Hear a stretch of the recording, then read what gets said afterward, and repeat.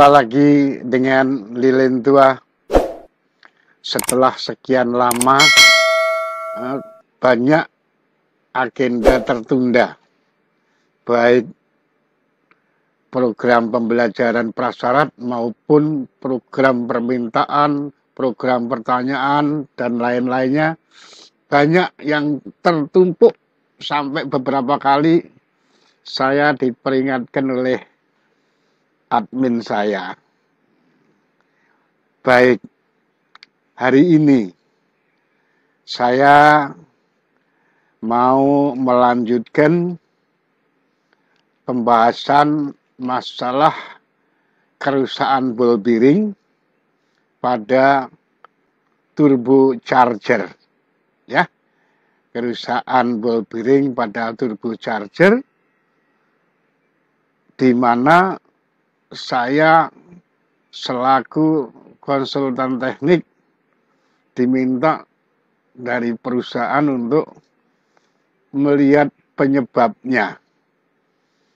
Pada saat saya masuk kapal, turbinnya, turbochargernya sudah diambil, dibawa ke bengkel, sehingga saya harus ngejar ke bengkel, melihat apa yang sebenarnya terjadi. Namun demikian, sebelum saya membahas masalah turbocharger dalam hal repairingnya karena kerusakan ball bearing, tidak ada salahnya kalau saya mengajak Anda semuanya, para siswa-siswi SMK Pelayaran Niaga dan Penangkap Ikan, para taruna-taruni dari diklat perguruan tinggi, baik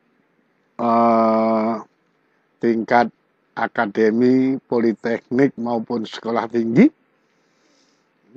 juga para pemula terutama, dan kepada yang saya hormati para instruktur.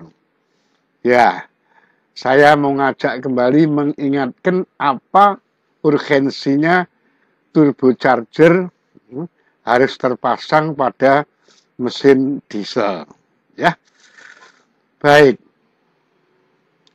Untuk sampai ke turbocharger, saya mengingatkan kembali tentang adanya pembakaran sempurna, completed combustion, ya, bahwa suatu pembakaran sempurna yang terdiri dari bahan bakar, kemudian oksigen O2, dan panas atau suhu, ini sebetulnya tidak hanya Anda jumpai pada saat BST, Basic Safety Training, pada praktek pemadaman kebakaran, tapi segitiga api ini merupakan modal dasar untuk Anda semuanya dalam memecahkan masalah-masalah yang berkaitan dengan mesin kalor, mesin panas. Apakah itu ketel uap? Apakah itu mesin diesel? Apakah itu mesin bensin? Apakah itu turbin gas? Apakah itu tanur? Dan sebagainya. Sejauh dia menggunakan sistem pembakaran, maka segitiga api ini merupakan dasar utama. Nah, dengan rasio yang tepat, maka akan terjadi pembakaran yang sempurna, yang menimbulkan tenaga termal, tenaga panas, yang nantinya bisa diubah menjadi tenaga apapun, termasuk tenaga potensial yang untuk mendorong piston, tenaga panas untuk diubah menjadi tenaga kecepatan di turbin, dan sebagainya. Pemahaman tentang atau eh, ya pemahaman atau pelaksanaan untuk mendapatkan pembakaran sempurna ini merupakan salah satu tugas, salah satu kemampuan yang dituntut kepada para engineer, ya. Sebab kalau itu tidak dilakukan akan terjadi dampak-dampak yang tidak diinginkan, ya. Sehingga dari segitiga api, tiap unsur harus mempunyai kualitas yang mendukung adanya pembakaran sempurna ini. Umpamanya bahan bakar. Dia harus kita cek atau kita lihat atau kita pelajari, kita simak, kita sikapi dari jenis dan kualitas bahan bakarnya. Menggunakan bahan bakar MFO dengan MDF lain. Menggunakan batu bara lain.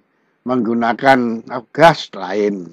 Ya, masing-masing nanti punya kriteria yang harus kita sikapi di dalam membuat suatu peristiwa, suatu proses pembakaran sempurna. Ya, kemudian kualitas pengabutannya. Kalau kita ngomong kualitas pengabutan, baik itu bahan bakarnya sudah bagus, artinya dari bahan bakar tadi aspek-aspek kandungan, aspek berat jenis, aspek angka setan atau setan number, ya, kalau itu diesel atau oktan number kalau itu bensin sudah benar. Kalau kualitas pengabutannya nggak benar, ya sama saja kualitas bahan bakarnya tidak benar.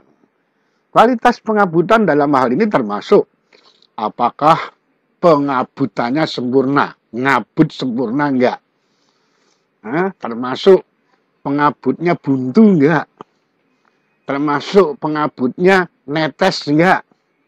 Termasuk pengabutannya tekanannya sempurna enggak. Kalau tekanannya enggak sempurna, maka dia juga tidak akan bisa mengabut, dia mandur nantinya. Ya, jadi dari bahan bakar kita harus lihat apa namanya unsur-unsur atau sifat-sifatnya. Dari oksigen atau O2, bukan udaranya ya, O2-nya. Jadi O2 itu di dalam udara hanya terkandung 21%. Lainnya adalah gas-gas lain. Ya. Baik. Kalau kita hanya mengandalkan O2 yang ada di udara saat ini seperti sekarang ini, maka kita tidak akan mampu menghasilkan proses pembakaran sempurna. Karena 20%, 21% tersebut tidak mampu mengikat keseluruhan bahan bakar untuk bisa terbakar secara serentak. Masih ada sisa bahan bakar yang tidak kebagian O2. Oleh karena itu, maka O2 tidak cukup dari udara saja, tapi ini harus ditambahi. Jadi tadi kualitas bahan bakar, sekarang kualitas dan kuantitas oksigennya. Oksigen yang kita perlukan di sini adalah oksigen yang molekulnya padat. Sehingga molekul padat itu terdapat apabila oksigennya tidak dalam keadaan panas, tetapi dalam keadaan dingin. Ya.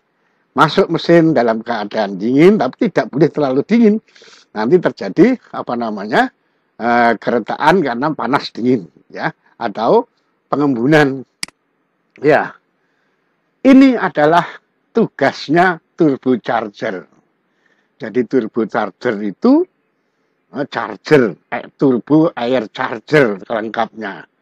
Ya, air chargernya itu bisa turbo, bisa super. Nanti Anda akan ketemu turbocharger, ada supercharger.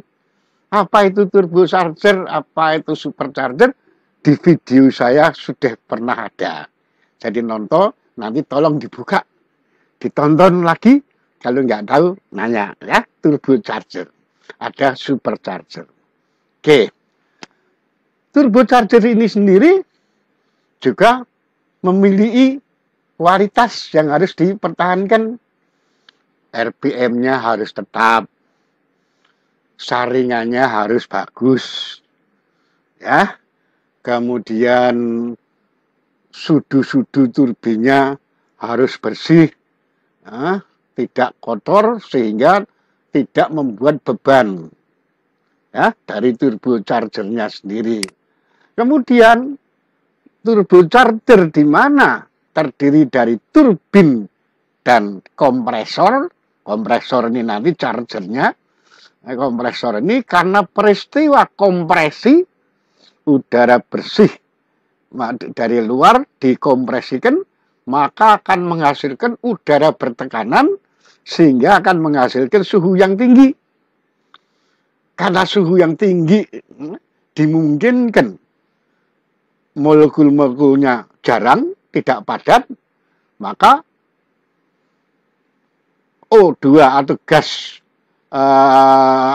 udara yang dikompresikan ini perlu didinginkan. Tempat pendinginannya adalah di intercooler. Didinginkan oleh air laut. Di intercooler ini ada dua fungsi. Pertama mendinginkan, dua sekaligus membersihkan. Ya, keluar dari intercooler, baru nanti selanjutnya kita lihat apakah itu 4 tak, apakah itu 2 tak. Kalau 2 tak, sistem aliran masuk ke lubang bilas, lubang bilasnya harus dalam kondisi bersih dari kotoran yang mempersempit.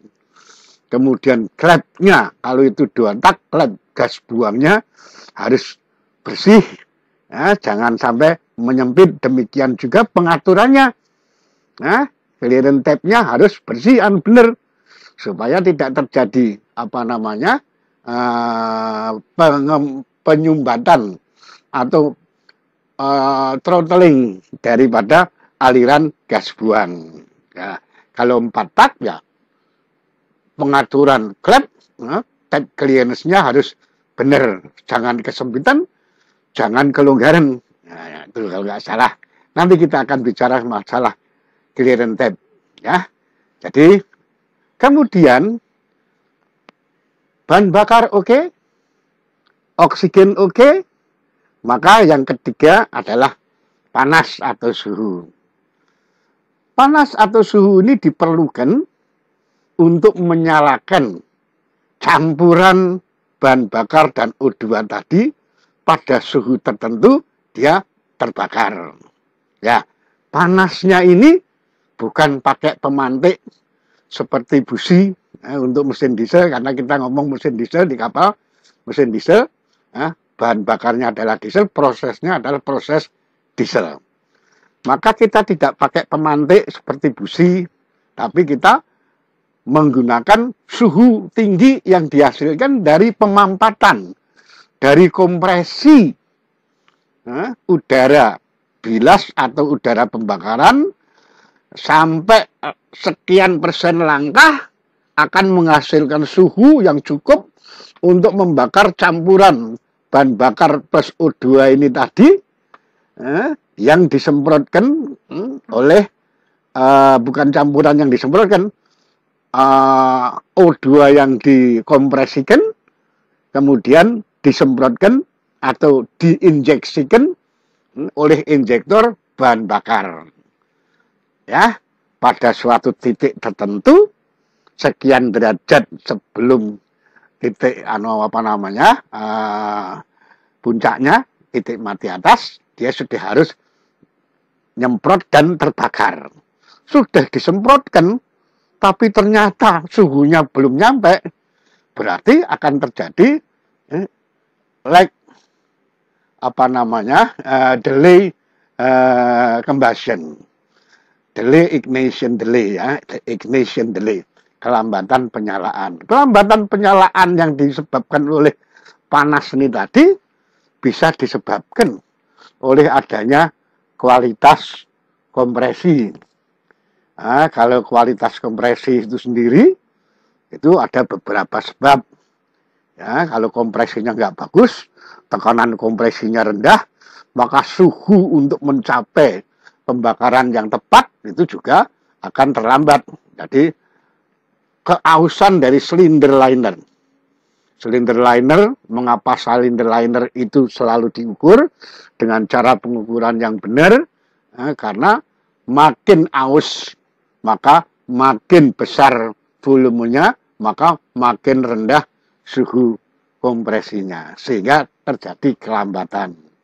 Ini disebabkan karena adanya kesalahan atau kurang berfungsinya sistem pelumasan silinder, ya. Oke, silinder liner yang aus. Kemudian piston ring. Piston ring juga demikian. Oleh karena itu kita selalu mengukur gap ring. Kita selalu mengukur groove supaya kita bisa tahu apa kompresinya bagus atau tidak. Jangan sampai macet, jangan sampai macet di dalam sehingga mungkin bisa blue by. Ya. Jadi ini perlu diperhatikan oleh para masinis. Jadi kalau ada apa-apa tentang mesin dieselmu, ini saja dicek. Mesti bahan bakarnya, sistem bahan bakarnya dicek. Sistem oksigennya dicek. Sistem suhunya dicek.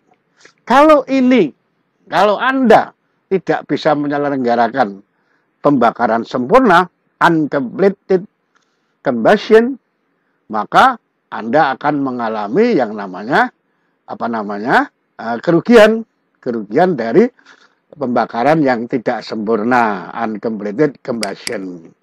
Ya, pembakaran tak sempurna ini akan mengakibatkan terjadinya emisi asap. Asapnya hitam, ya, karena kekurangan udara. Kalau tenaganya kurang, digas, yang ditambah adalah bahan bakarnya, tapi udaranya nggak nambah. Ya, ada emisi yang padahal kita mempunyai kewajiban udara atau lingkungan bersih, baik lingkungan udara maupun lingkungan laut. Suhu gas buangnya tinggi karena terjadi pembakaran susulan. Pembakaran susulan itu pembakaran setelah langkah buang mestinya, ya, tapi masih terjadi pembakaran. Suhunya naik, tapi tenaganya nggak ada. Karena pada saat pembakaran yang tidak sempurna tadi, tidak seluruh bahan bakar terbakar secara serentak, sehingga tenaganya kurang. Apa dampaknya kalau tenaganya kurang? Dampaknya adalah boros bahan bakar, tenaganya turun. Nah, di sini tugasnya masinis, kadet, siswa, mumpung baru, nah, ikuti ini secara benar. Oke, suhu gas buang tinggi. Ya tadi tenaganya turun. Kalau tenaganya turun, pemakaian bahan bakar akan boros. Dan ini harus selalu dibikin laporan perjalanan. Sehingga tahu trip ini penggunaan pemakaian bahan bakar sekian dan sebagainya. Ya. Kemudian bahan bakarnya boros. Oke? Jadi kita ingatkan dulu sebelum kita ngomong turbin, karena jelas-jelas di sini turbin menempati. Tanpa turbin jelas kita nggak usah ngomong apa-apa, mesti pembakarannya tidak sempurna. Oleh karena itu turbin sangat penting. Dan turbin itu sendiri, ya, kalau kita lihat di mana posisinya turbin. Nah, kalau ini ada bagan, ada piping system, maka apapun, kalau selama kita ngomong mesin diesel, hubungannya turbocharger adalah dengan gas buang. Ya, gas buang itu suatu proses, gas hasil proses pembakaran. Pembakaran apa? Pembakaran udara yang bersih yang setelah tadi didinginkan oleh cooler, untuk intercooler. Ya, ada intercooler di sini. Kemudian untuk masuk intercooler kita butuh turbocharger.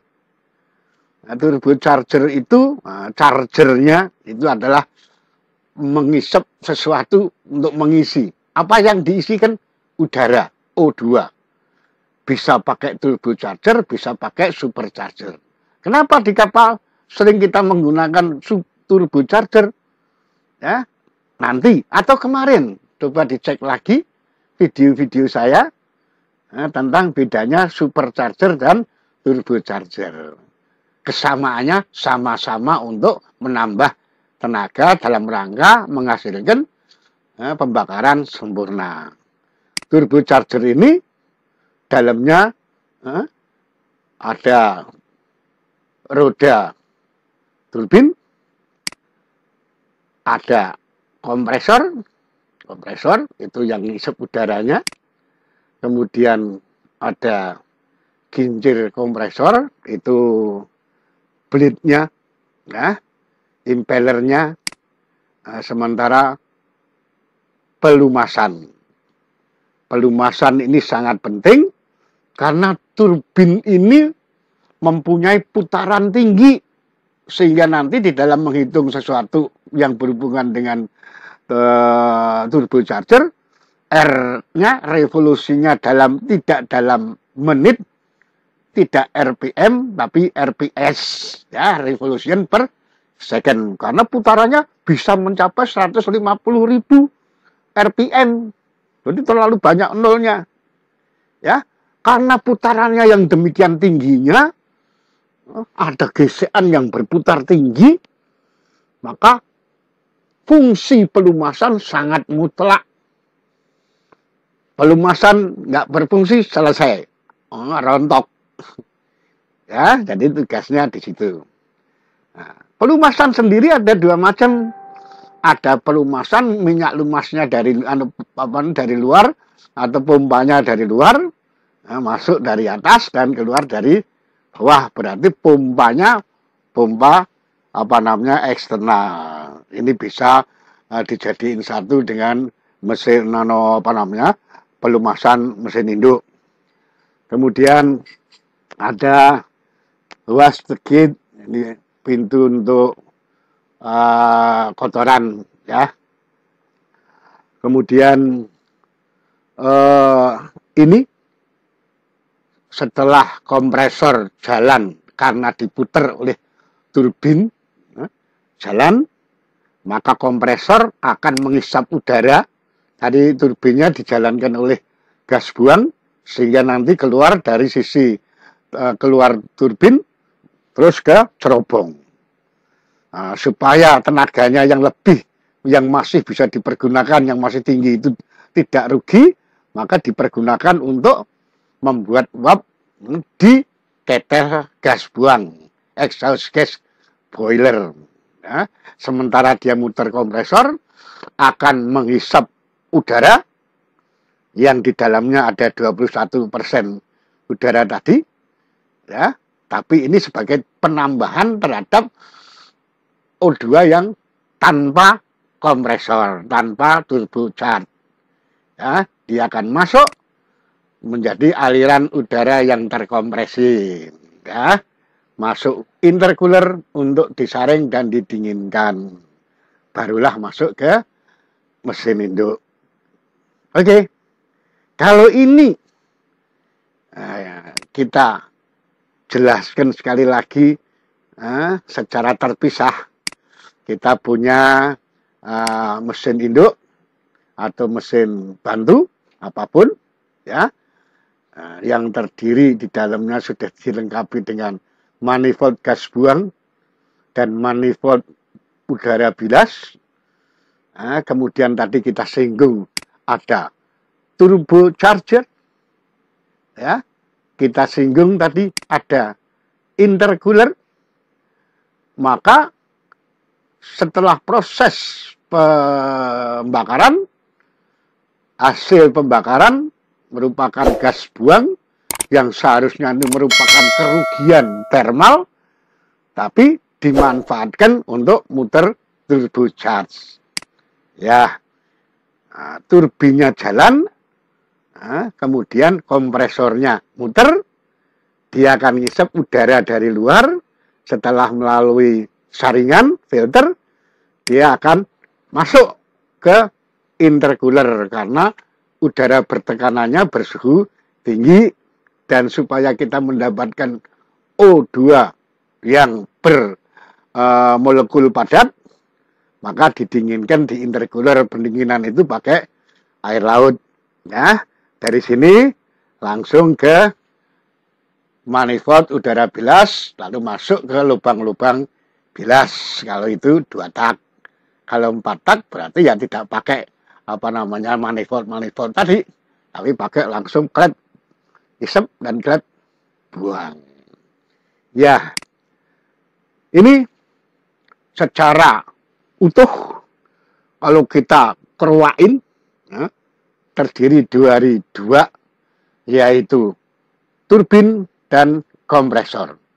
Ada turbin shaft, ada kompresor wheel, kemudian ada ruangan biring, ada rumah biring, ada rumah bantalan. Bantalan itu nanti ada 2, ya.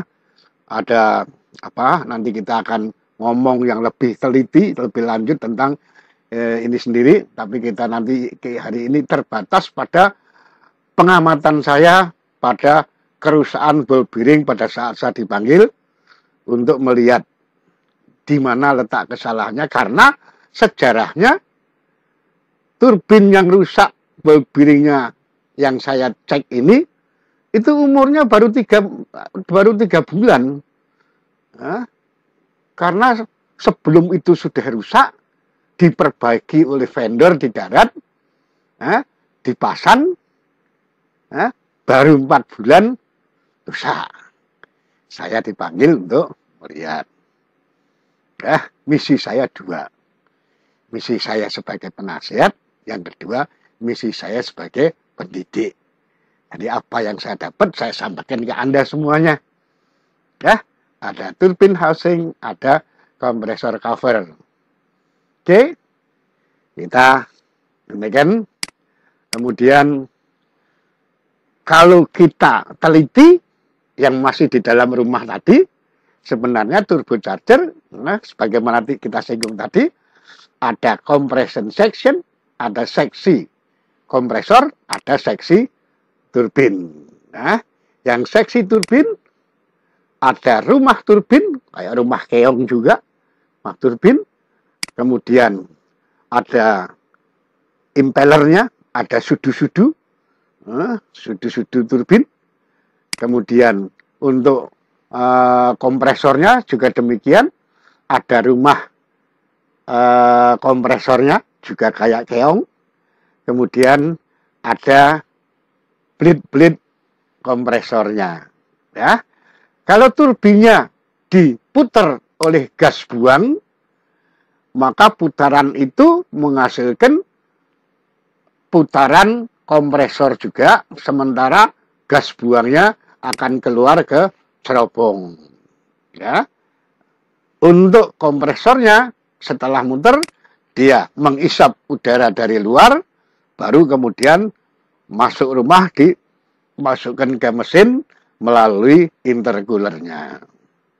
Oke, bisa ngikutin? Ya, ini kita belum ngomong rusaknya. Dari sini selalu ingat, ini putaran tinggi. Berarti fungsi bearing, ya, itu benar-benar harus licin, harus lancar.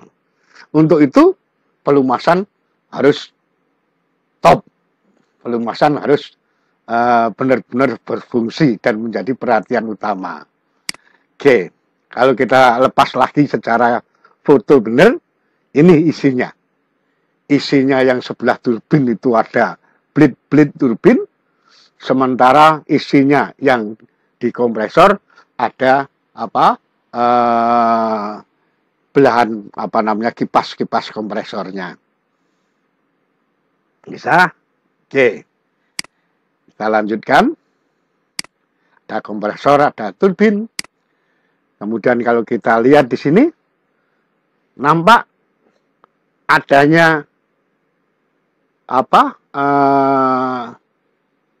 ball bearing, adanya ruang minyak lumas, di mana di sini minyak lumasnya adalah sistem minyak lumas dari luar, masuk dari atas keluar ke bawah.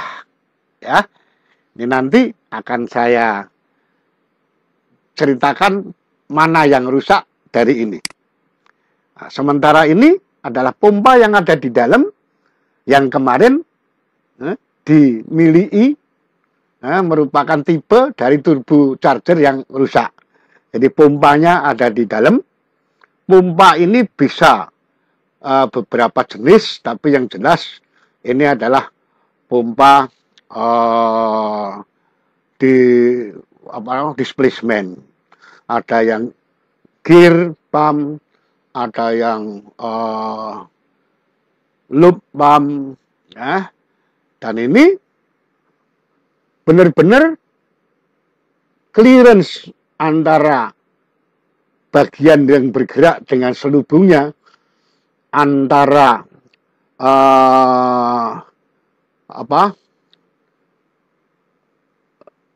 pompa dengan selubungnya harus benar-benar sangat kecil. Kalau dia longgar, maka akan terjadi penurunan tekanan. Ya, ini tidak boleh lebih dari 0,03 mm. Nah, bagaimana dengan apa yang terjadi itu? Ya, oke. Kita lanjutkan, ini sama. Nah, ditemukan pada saat di kapal, saya nemukan serpian-serpian kuningan yang berasal dari pecahan bearing turbin. Saya tanya sama masinisnya, gejalanya gimana? Gejalanya terdengar suara yang aneh, bising, tapi bisingnya bukan bising enak, ya, bising yang tidak semestinya. Kemudian saya pegang, ada bergetar, saya bandingkan dengan turbin yang sebelah itu tenang, kalau yang ini ada vibrasi, ya. Jadi kalau ini ngomong tentang turbin, ngomong tentang bearing, pasti ada kegagalan di dalam sistem pelumasan, ya. Kerusakan komponen turbo yang menyebabkan adanya gesekan yang tak beraturan, menyebabkan antara piston ring dan oil nipple akan menyebabkan getaran dan menyebabkan turunnya tekanan minyak lumas dari pompa, sehingga nggak cukup melumasi ball bearingnya, sehingga dalam waktu yang singkat ball bearing mengalami kerusakan. Ya, setelah di bengkel saya kejar, saya lihat turbinnya bagus, tidak ada cuek, tidak ada bengkok, tidak ada apa-apa, cuma kotor, itu wajar, ya. Kemudian saya lihat di sisi kompresornya juga bagus, nggak ada apa-apa. Kemudian juga dicek kelurusan as poros, ternyata bagus, karena as ini barusan diganti. As ini baru diganti pada saat 4 bulan yang lalu. Yang 4 bulan yang lalu sempat jatuh, ya, sehingga asnya bengkok, perlu diganti. Jadi as ini adalah as baru. Jadi waktu dicek kelurusannya, alignment test, itu bagus, lihat dialnya, dia tidak bergerak, jadi mulus. Nah, dari sisi turbin oke, dari sisi blower oke, dari sisi kelurusan oke. Ya, ini adalah alat untuk melihat kelurusan, ya. Ya. Kemudian kita lakukan pengukuran nantinya. Kita lihat pada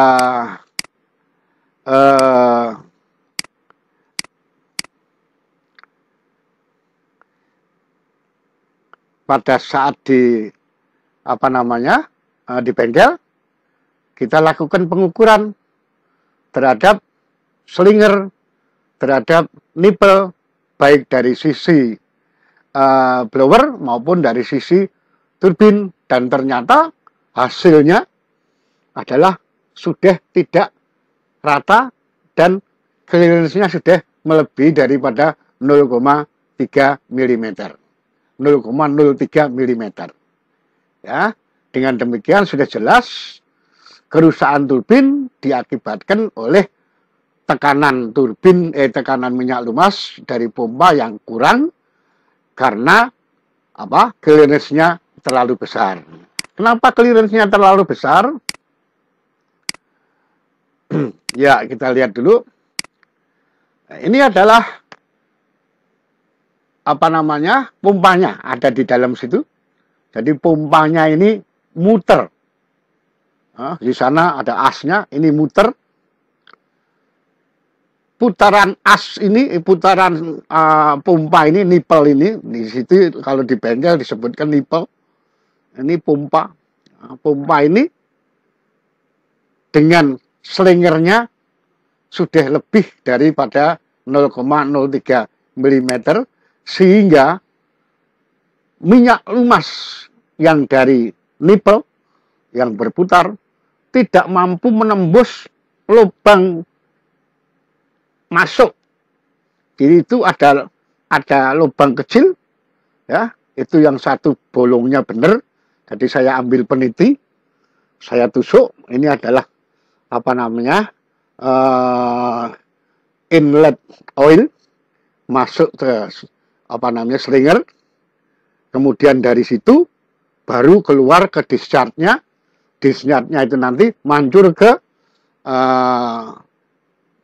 ball bearing.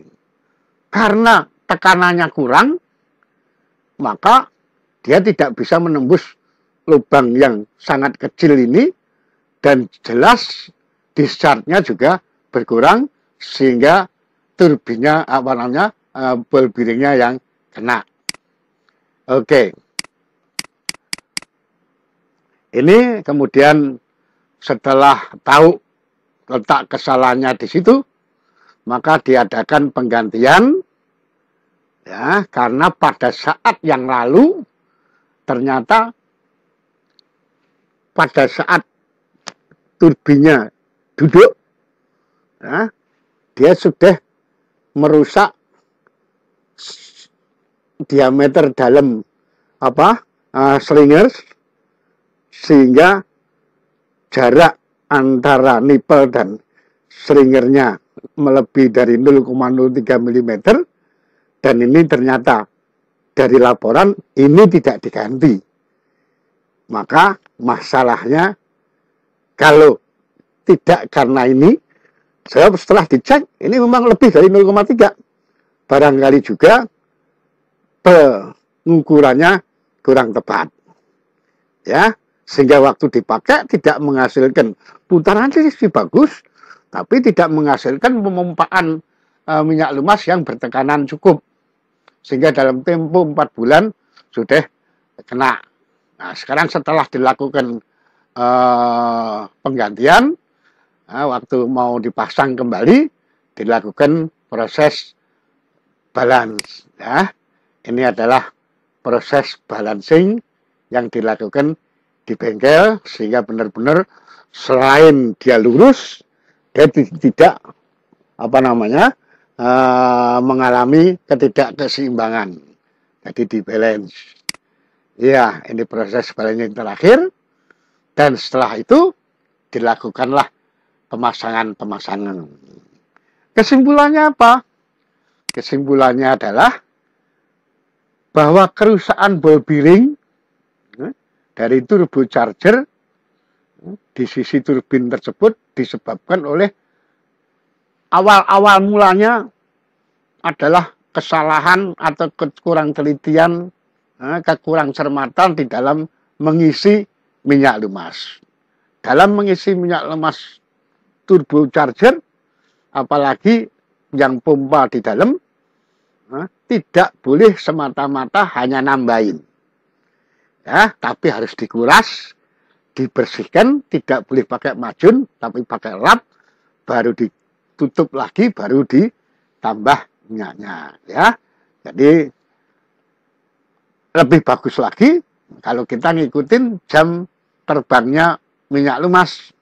According to the lifetime, kita ganti minyak lumas. Jangan sampai terlambat sehingga warnanya sudah warnanya berubah lain. Kalau itu nanti kotor, kejadiannya seperti tadi. Dia tidak bisa nembus lubang masuk di selingernya, sehingga pelumasan ke turbo kurang. Jadilah penyebab pertama sebelum yang kedua ini. Nah, setelah penyebab pertama, karena minyak lumasnya yang nggak pas, sehingga dia nggak bisa masuk, sehingga biringnya rusak, sampai duduk, sehingga sampai asnya bengkok, sampai akhirnya mengganti keseluruhannya, justru yang slinger dan pompanya tidak diganti. Padahal itu yang sebenarnya sudah punya clearance-nya yang gede. Jadi yang kedua, setelah dilakukan perbaikan, tidak dilakukan penggantian komponen yang sudah aus. Ya, karena tidak diganti, clearance-nya melebihi dari 0,3 dan terbukti waktu dicek pakai balancing, pakai pengukuran, ya, ternyata memang benar, maka kesimpulannya adalah satu, pelumasan, yang kedua, carilah vendor yang benar. Ya, pengukuran harus tepat, mana-mana sesuai pemahaman. Kalau sudah duduk miring mungkin dia kena, maka itu mesti diganti seluruhnya. Oke, sementara kita sudahi kerusakan atau penyebab kerusakan ball bearing di turbocharger part 2. Untuk besoknya sudah disusun oleh admin saya, apa mungkin 2 hari lagi saya muncul. Mudah-mudahan saya bisa membantu kesulitan Anda belajar selama pandemi, dan mudah-mudahan untuk selanjutnya. Jangan berhenti belajar dengan alasan pandemi. Lilin tua ada. Lilin tua siap untuk mendampingi Anda belajar. Lilin tua peduli. Pelaut mesin cerdas. Lilin tua siap membantu para kampus untuk melayani kesulitan-kesulitan. Insya Allah, saya akan melakukan kerjasama dengan salah sebuah kampus yang akan menampung semua keluhan. Ya, jadi bukan hanya saya sendiri. Selama ini yang menjawab adalah saya sendiri, dan membuat video ini juga sendiri dibantu oleh admin saya, anak saya. Ya, mudah-mudahan Allah memberikan jalan untuk niat baik saya. Oke, jumpa dalam keadaan sehat. Tetap jaga protokol kesehatan, patuhi protokol kesehatan 5M, ya. Belajar yang benar. Ada perpustakaan video pembelajaran secara gratis. Lilin tua, buka. Sudah 163 saat ini videonya. Kemarin 162 waktu ulang tahun itu. Sekarang 163. Target saya untuk bulan Juli ini kemungkinan 170 video saya. Sehingga sudah memenuhi persyaratan untuk sebagai perpustakaan. Oke, kita saling mendoakan, saling berdoa. Mudah-mudahan kita ketemu lagi dengan kondisi yang sehat dan lebih cerdas. Salam sehat, salam sukses, salam kompak untuk semua para siswa, para taruna-taruni, para pemula, dan juga para instruktur. Selamat, salam dari Lilin Tua.